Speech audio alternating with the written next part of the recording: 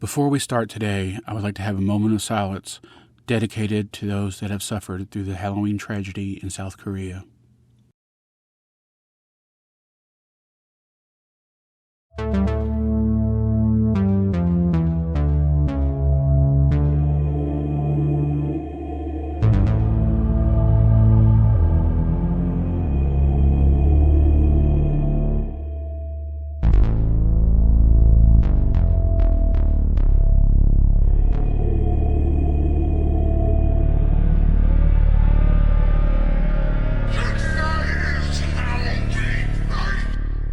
Hello and welcome to the Happy Halloween podcast.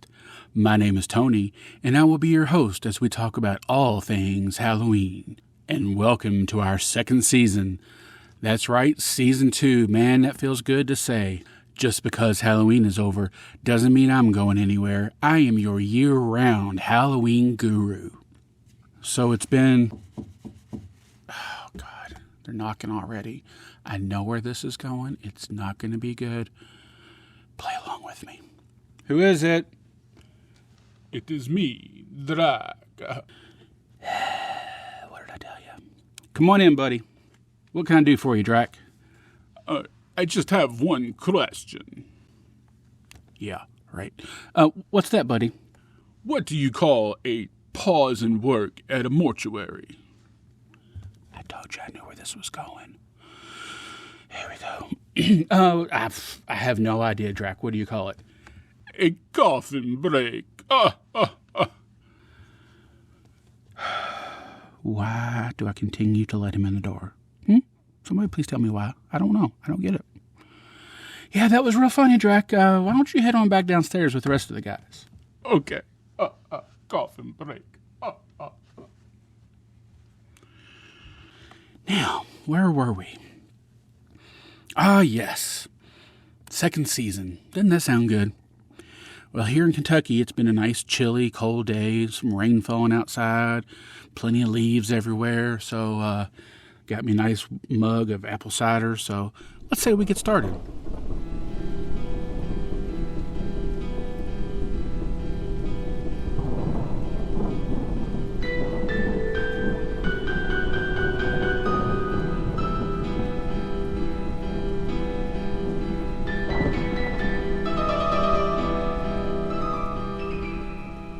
First up, we have our history lesson. Last month, we left off by jumping ahead to the 1600s. That's where we'll start now.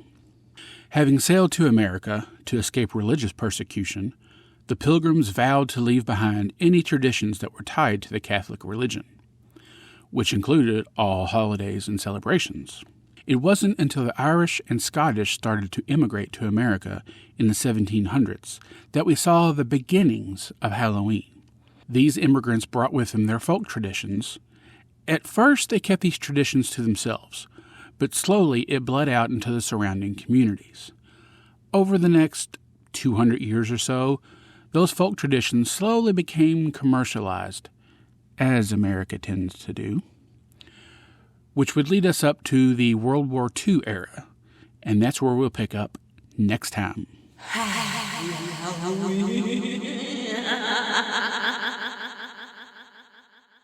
Alrighty, so for today's main topic, we're going to talk about why orange and black are the colors of Halloween.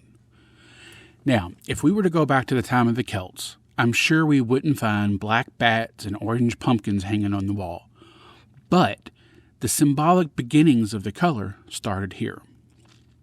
If you've been listening to the podcast since the beginning, you know we've been learning about the history of Halloween and how it started as a harvest festival back in the days of the Celts.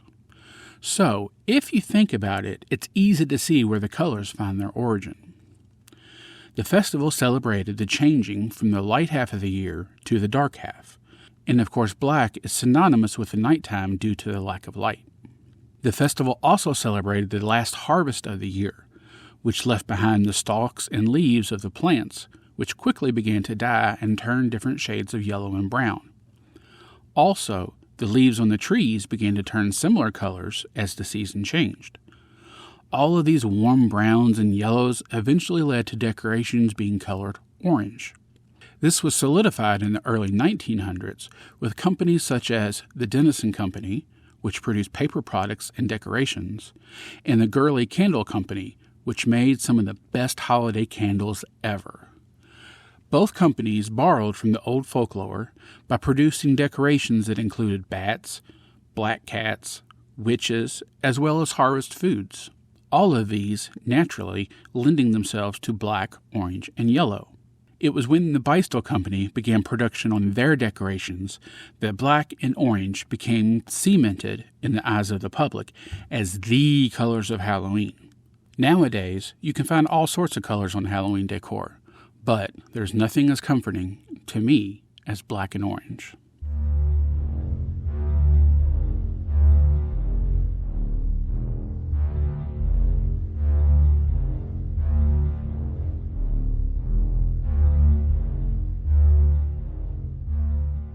And now it's time for The Frightful Five. On this month's Frightful Five, we are talking about ways to recycle your pumpkins. Number 5. Decorating.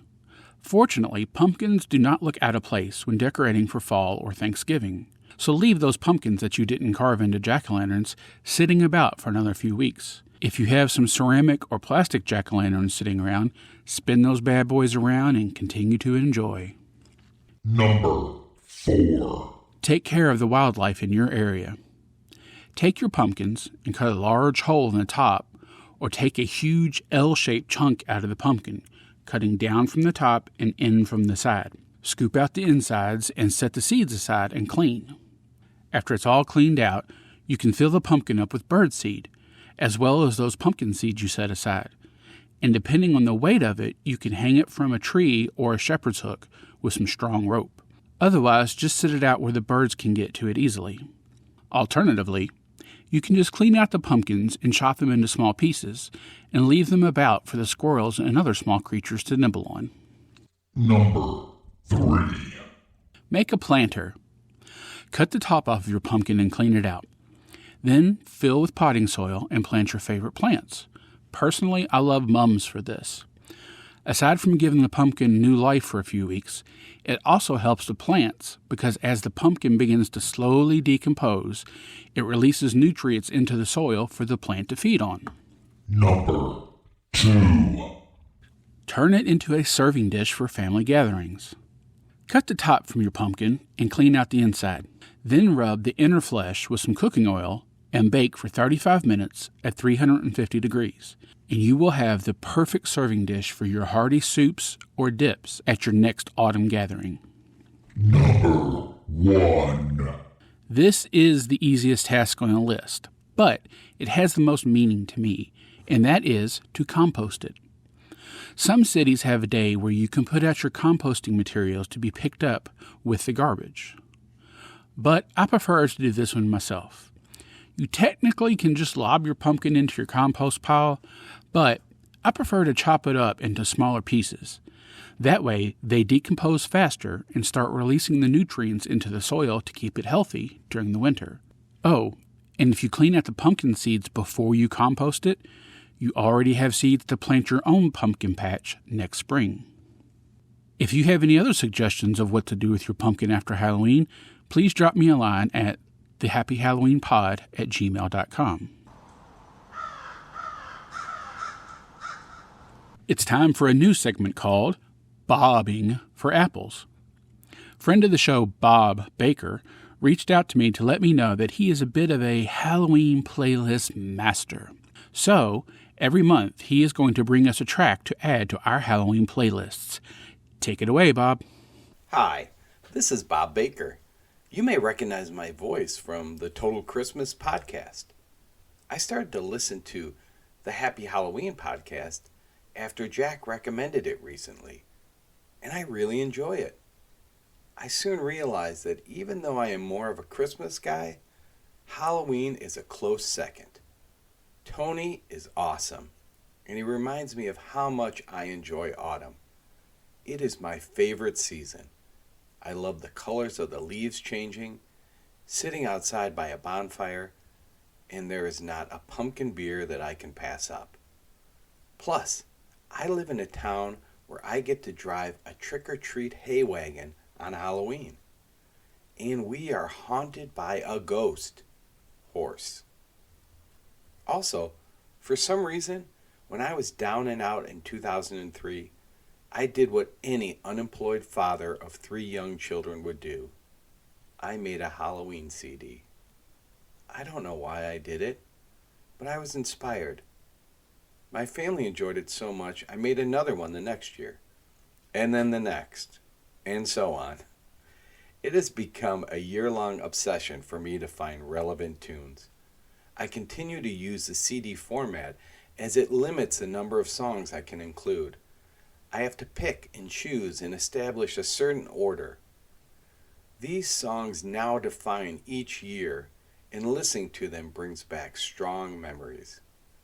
I started out with songs about monsters and Halloween, but over time I had to expand my rules. I began to include songs about candy, sugar, magic, killers, and moonlight. Although I will get pushback from my kids and wife, because I will consider a song even if it has just one single reference to a ghost or a vampire. 2022 is my 20th year, so I thought that on each Happy Halloween show, I might share one of the more enjoyable or obscure songs that I have selected over the past 2 decades in a Halloween Music Minute. Now, I tend to enjoy more alternative and punk type of songs, but I like to include all genres on the Halloween CD. I search for old songs, rock classics, pop, rap, and even some novelty stuff. It makes for a better variety. I also find a unique way to open each CD and will close it with some seasonal comedy. For my first minute, I am reaching back to the year 2010. This was the year I dropped off my oldest son at college. I was surprised at how emotional I was when I had to leave him there and drive away. Maybe this is why my song choice is so wistful and nostalgic. Today I'm offering what may be considered a kid's song, Trick or Treat by Justin Roberts from his Jungle Gym album. It is not your typical spooky tune, but it is a joyful ode to being a kid on Halloween. It is catchy and upbeat, and you find yourself singing along with it. Every year when I hear it again, it takes me back, and I recall the joy of trick-or-treating as a child. I know this may be an odd first choice for an adult, but what better way to celebrate our favorite scary holiday? Happy Halloween! Come on, Mom, the clock says 4, and I'm ready to hit every door on this block, in this town, in this city. Watch out, 'cause it might not be pretty, and I don't know if this bag is big enough to carry all this delicious stuff. Last year it felt as heavy as bricks. My baby brother ate too much of it and he got sick. Everyone's outside, bags are open wide, 'cause we're ready to trigger. Falling leaves we'll sow, we'll go door to door, and we're ready to trigger, treat. My brother can't see it all with his new mask on. He's just weaving through the neighbor's lawn. I'm up the stairs. That was Trick or Treat by Justin Roberts. Thanks, Bob. I'm looking forward to see what else you bring us. If you have an idea for a segment, please feel free to reach out to me and tell me about it. And if you want to host it yourself, I'd be glad to have you on. Now it's time for the news.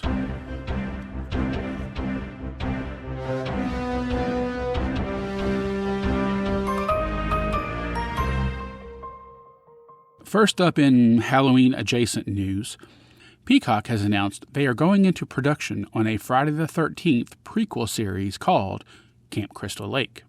There are some big names involved, including Victor Miller, who wrote the original movie.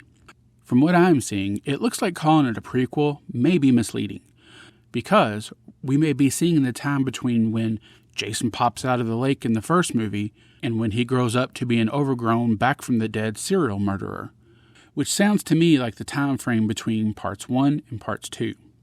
I guess we'll just have to wait and see. If you are a Michael Myers fan, Halloween Ends will be released on digital November 15th, with the Blu-ray and DVD formats coming on December 27th.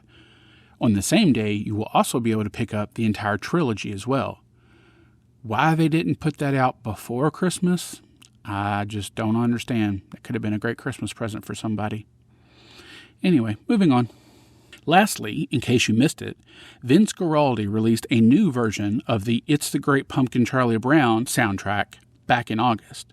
After discovering tapes from the recording sessions that were thought to have been lost, we are now treated to an additional 10 minutes of alternate takes of your classic favorites.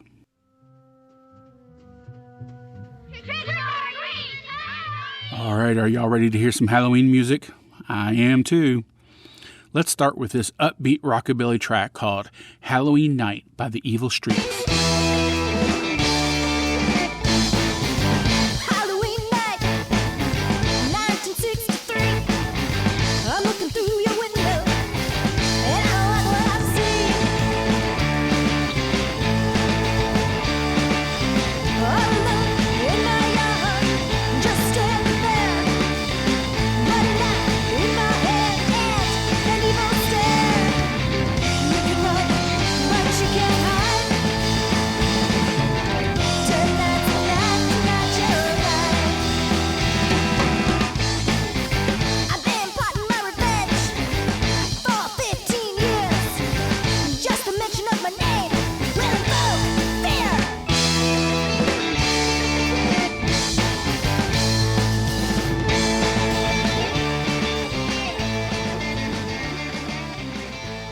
I love the energy on that one.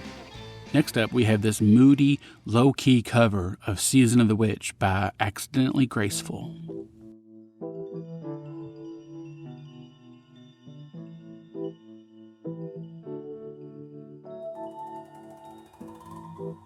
When I look out my window, many sights to see. And when I look in my window, so many different people to be, that it's strange, so strange, it's very strange to me. You've got to pick up every stitch, you've got to pick up every stitch. You've got to pick up every stitch. Oh no, must be the season of the witch. Must be the season of the witch. All right, spooks and creeps, that's going to do it for this month. If you have any questions or comments, please feel free to reach out to me at thehappyhalloweenpod@gmail.com. We're on social media at thehappyhalloweenpod on Instagram.